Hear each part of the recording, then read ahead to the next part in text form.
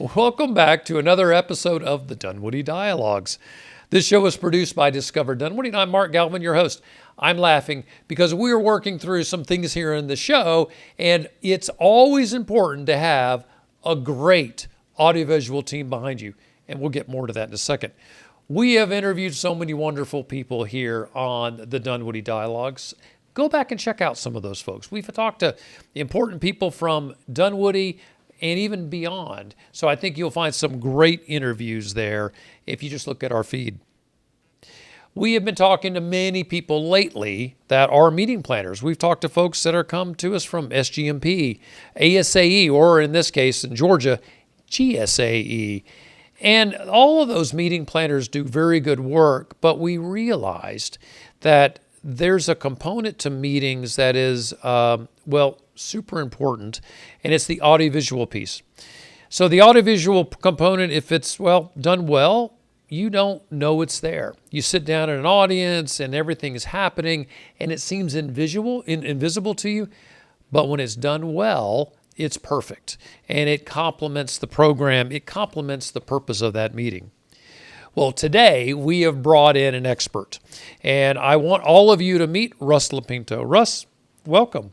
How you doing, Mark? I'm great. I'm so glad you're here. Pleasure. You and I have known each other, for a couple of years. We've run each other, all over the place. We've been at meetings all over the country, as a matter of fact. Done events. So you are you're the vice president of sales for Orchestrated Audio Visual, and I'm going to say OAV from now on. Is that rolls okay? off the tongue. Yeah, there's a few too many syllables there for me. Yeah. And what do you do at OAV? What's the core mission? Really to bring my team together with my clients' teams. And so really what I've got is what I consider the best in audio, video, lighting folks, people that are experts in those areas. Call it corporate rock and roll. These guys are the best in making everybody sound and be seen best. And my job is to work with the clients that I've worked with in the past and find new clients and put this team in front of them and help them elevate their meetings. And you've been doing this for 30 years, so you've got a little bit of experience, right? Yes. One of the things that I think is interesting on the AV side is, I've been to a lot of programs. I walked in a room and I've turned left and I see the AV booth. What are those guys doing back there?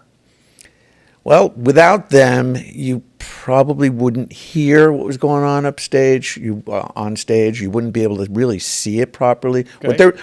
When you're putting together a meeting, the reason you're doing it is to hear what's going on on stage, whether it's education, sales. That's kind of where AV started. It was sound, wasn't it? Correct. It's theater. It's corporate theater, corporate rock and roll.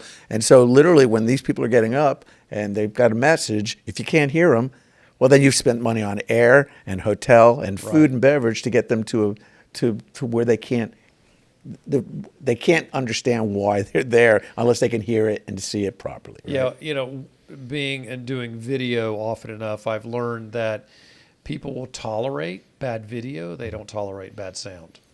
So if I can hear somebody well, I'll stick with something, even if the video's not great. But if the video's great and the sound's bad, I'm going to bug out. So sound is extremely important. So they're back there making sure that the microphones are up or down. You probably have to adjust. So some people talk louder, some people talk softer. You need to hear everybody equally. On a typical show, a show that matters, which they all do, right? But you're going to have maybe two audio people, an A1 and an A2. Okay. The lead audio guy is going to control all the mics that are being talked into. Sure.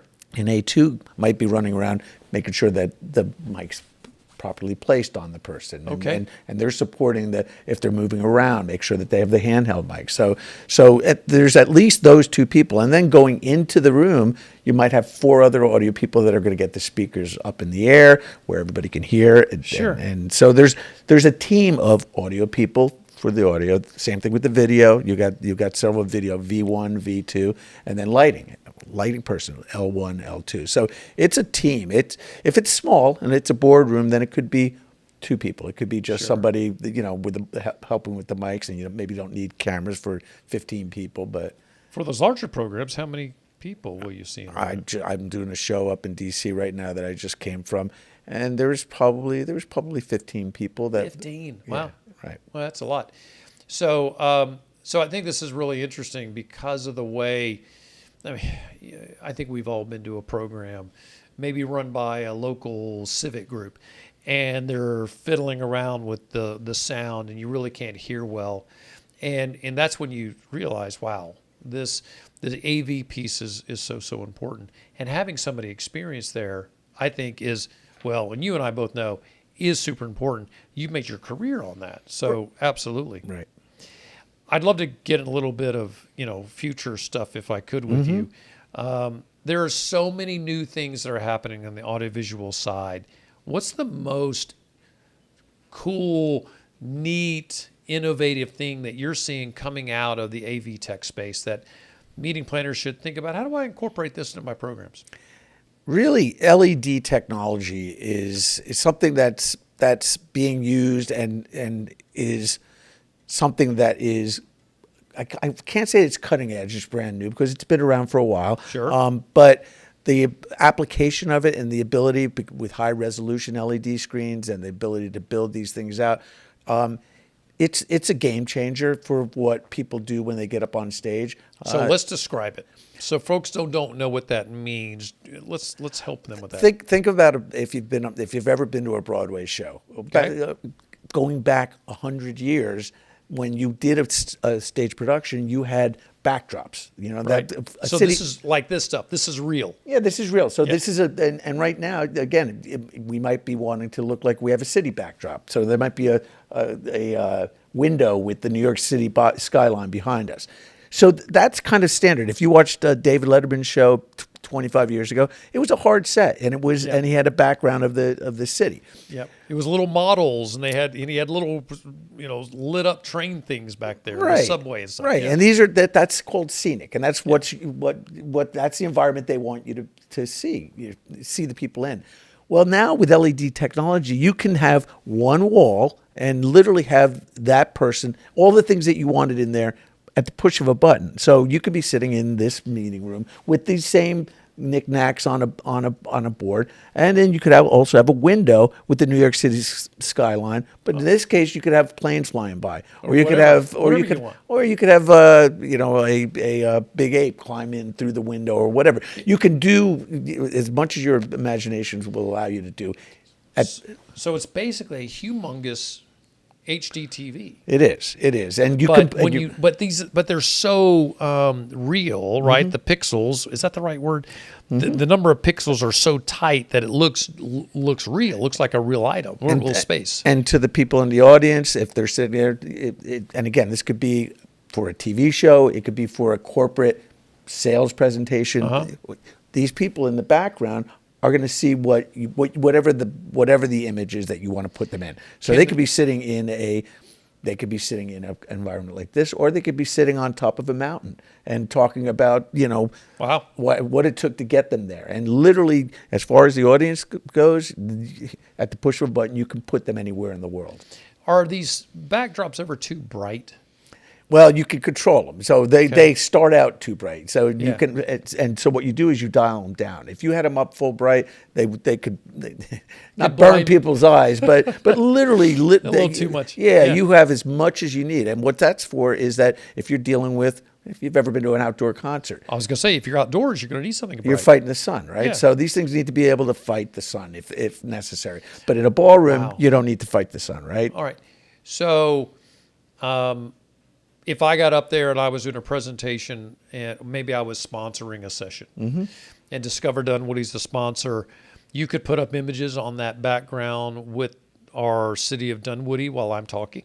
Yeah, and or different places that you want to highlight. You want to highlight a perimeter mall. You want to highlight a new park, a new environment. You literally can be putting us with the background of that environment Interesting. right there. And you can point these things out. And again, it doesn't have to be just the wall. The LED can go underneath, be part of your feet. It can be the ceiling. So literally, you can envelop somebody in that environment. You could even wrap the whole space you're in with this LED. So the ground could be, if we were at a beach, call it a beach, a Dunwoody beach, you literally could be sitting on the beach. We're working on beaches in Dunwoody. By the way. Yeah, I'm sure there's some lake that has a beach, right? Well, so the floor would be sand, and you would be sitting on a beach, and we could be in beach chairs, and literally the folks in the audience would get that feeling like you're on the beach. So that's really interesting. I love that. So below the stage, you can have one set of panels, and those panels could be that sand, and then behind me could be the ocean. No, you're actually on an LED floor. So the LED kind of wraps up, kind of like those new phones that fold open that have the folds in them. They're still you literally really? would be the floor would be LED, and it would go up, and the back would be LED, and the walls would be LED. Literally, you could have the ceiling be LED as well. So you can encompass somebody and put them in whatever environment you want. Now, so there's something called extended reality, okay, and this is next level stuff. Okay. So now we're sitting there, and the audience is looking at me and you sitting on the beach, okay? On the beach. Okay. In Dunwoody. In Dunwoody. So next level stuff is, say you take the camera is going to be shooting me and you sitting in this LED environment. Yeah. The people are going to see us from the audience sitting in an LED environment. They're also going to see beyond being the pipe and drape and things like that. Their reality is going to end at the edge of the stage. Exactly. Well, extended reality, which is a new technology, it's used in broadcast, it's used in TV, it's used in movies and all.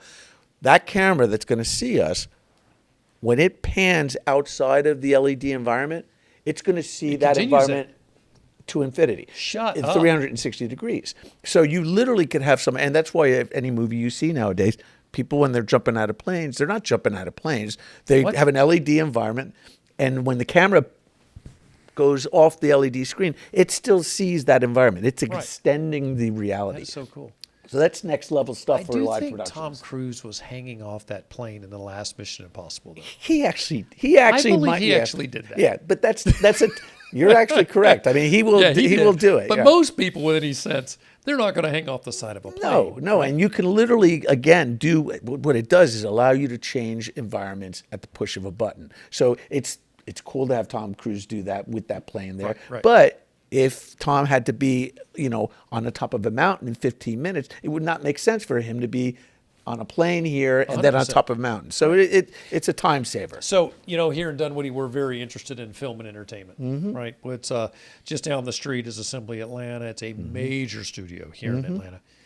And so this sort of the LED screens are a major part of what's going on in that space. So this really strikes home for us.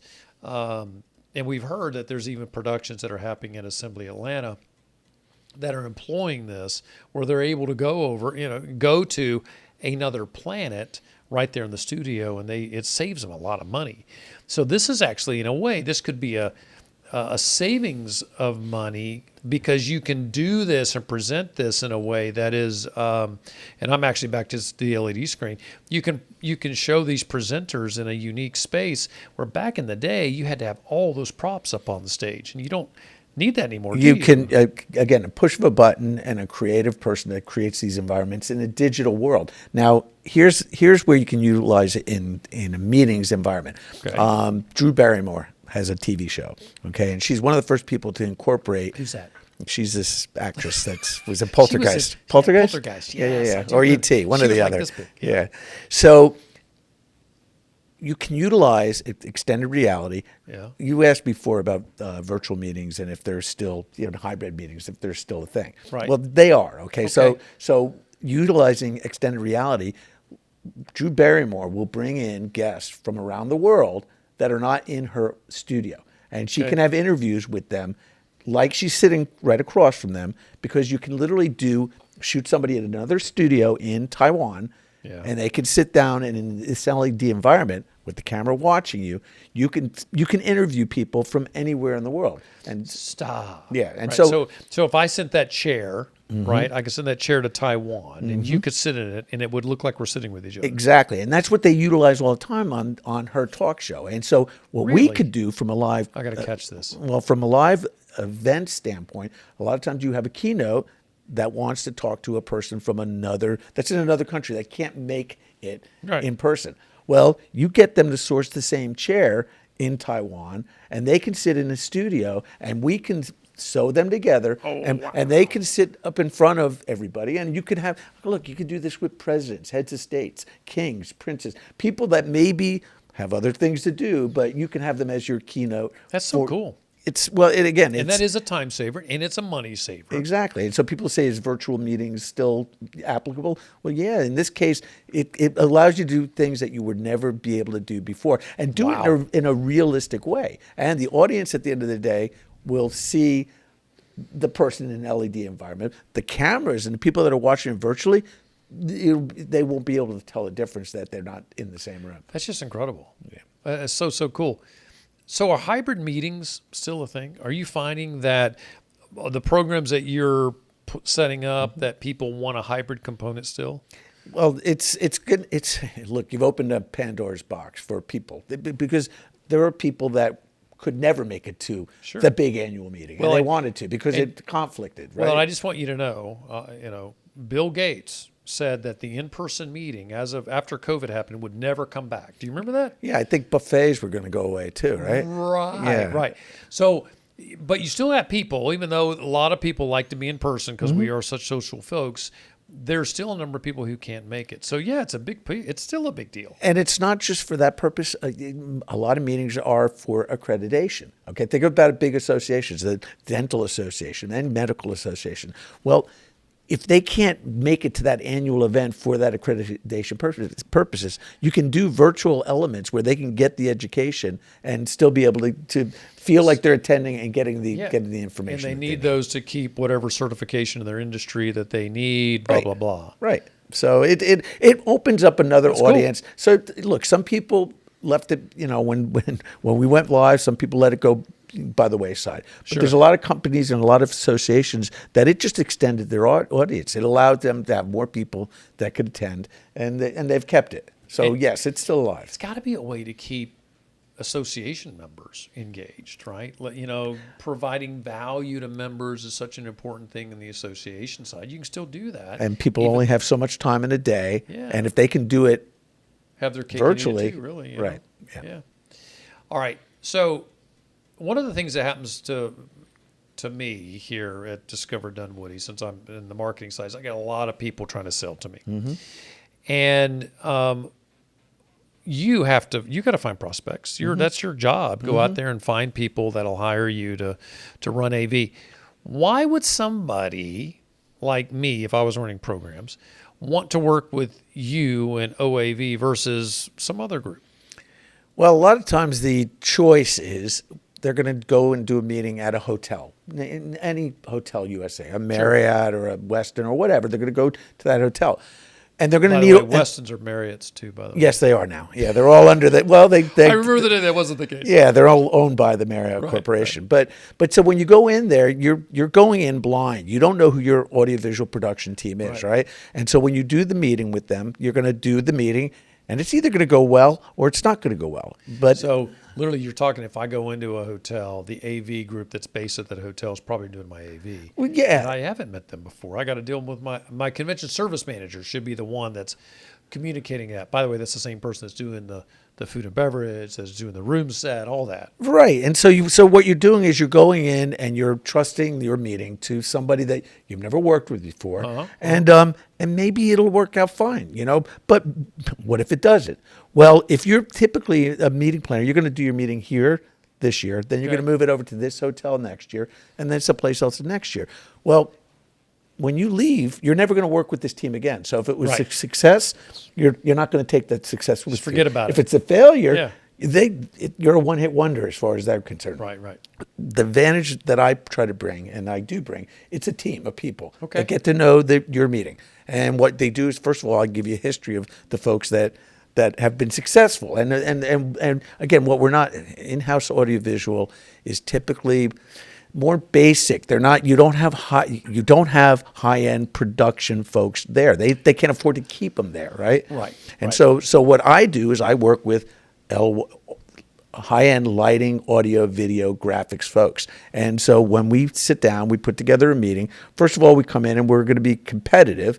I was going to say, you sound expensive. Well, first of all, the in-house company has to pay the hotel a 50%. Yeah, they have to pay a 50% commission. So they're going to charge just as much as you are. They're going to charge more. Okay, Yeah. because they have to. Isn't that interesting? Sure. Because they have to. And again, their level of expertise is more for breakouts and basic audiovisual. Okay, all right. What I bring is a production team. And what the goal is that they get to know your senior executives. They get to know your culture. So when this meeting goes off, and it is successful because we've done everything that a production company will do. You've got experience with them. Then when you go to the next hotel across town, you're bringing that success with you. You're bringing Brilliant. You're bringing the same team. And it's important to know you can save money Well, it's again versus the in-house AV group. we're not having to pay that commission, so Yeah. it allows us to be more competitive. And again, we can travel with you, and it doesn't have to be just here in Atlanta. Most of the times, most of the companies I work with, they're going to do East Coast, West Coast. So they're going to do the meeting here in Atlanta one year. Next year it's going to be in LA.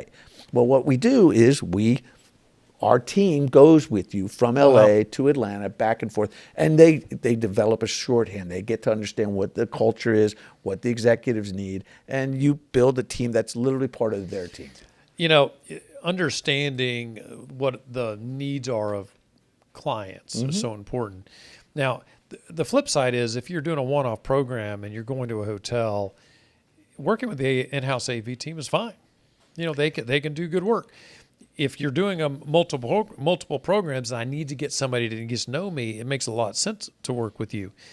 If I wanted to hire a one-off, are you better than an in-house team? Well, again, when you say an in-house, typically, they're going to a projector, a microphone. So you're talking, yeah, A basic setup. But Right, when you start dealing with LED technology, they can't do that. Well, they can, but they're going to sub it out, and it's going to be something that they're not used to doing. It's gonna be marked We up. do it every day, okay, and we have people that's what they do. They specialize in LED. I have lighting guys that are just lighting. Again, it's just about bringing a team of experts with you wherever you go, and right, so I'm that's why. sold. Well, and again, the folks that I'm folks that I've been working with for 30 years. They're because, and it's not that they trust me that I'm going to bring the right team to their meetings. Well, that's great. So I love all this. This is such good information. And understanding AV is, well, here's the deal. My job is not to know your job, right? And as a meeting planner, you don't have to know all of the ins and outs of current technology if there's a partner like you that can help them. It's another big value. Well, what I try to do is sometimes it doesn't make sense for me to go to, call it Oklahoma for a 10-person meeting in some off-site hotel. Right. If you have a partner, you call me up. You say, I've got this meeting going on in this place. It might not make sense for me to go there, but I'm a trusted advisor, so I can say, let me look at what you're doing. Locally, get this type of gear, and you're getting basically what I want to do is become part of the team and advise. Even if I'm not going to do the meeting, you've got somebody.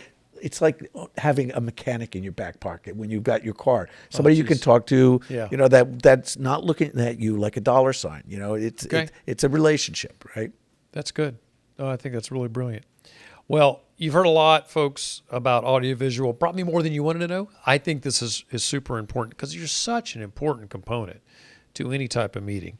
If someone wanted to learn more about you and OAV, where should they go? www.oavatlanta.com is our brand new website, so come check it out. LoPinto at oavatlanta.com is my email address. All right. And if you want to call me, 404-379-9164. You have that on your bat dial. Wow, right? wow. You have a phone. I do have a phone. Wow, it's that's a so cell impressive. phone. I go anywhere with it. And so, folks, we will put all of those items in the show notes. So if you missed that, Just look down in our show notes. You'll be able to find it. Russ, thanks for coming in today, man. It was it's a good pleasure. to see you. I'm glad you're doing well at OAV. Life is And good. I hope that you're able to make a couple new connections here with spending time with us today. Call me. Give 'em a buzz. You know where to find Yeah. you. Well, folks, we love that you are here joining us for another show.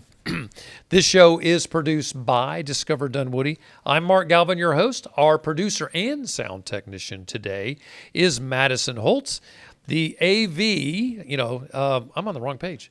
I need to flip over. Here we go. The AV is all handled by Madison. So hopefully she does such a great job. I got a feeling Russ is going to call her and say, hey, we need your help. Remember that we continue to hand out our Dunwoody stickers. So if you want a sticker for your car, we have those available all over Dunwoody. So be sure to go check out the library, go to City Hall, or just come here to the office. If you go anywhere and they're charging you for a Dunwoody sticker, you need to tell them to come see us because we give them out for free. And I'm kidding. All of our good friends like NFA Burger and Art Coffee House, they're handing them out for free. Thanks again for watching. You can follow us on all those social media channels by just simply looking for Discover Dunwoody. Or go check out our website, discoverdunwoody.com. Hey, Russ, thanks again for joining us. It's good Pleasure. to see you. Thanks for having me. We'll see you again when we have new technology. Maybe there's something brand new coming out that we don't know about. You should come back and share that with us. I will, I promise. All right, you're on. And to all of you, thanks for watching. Now, go out and discover Dunwoody.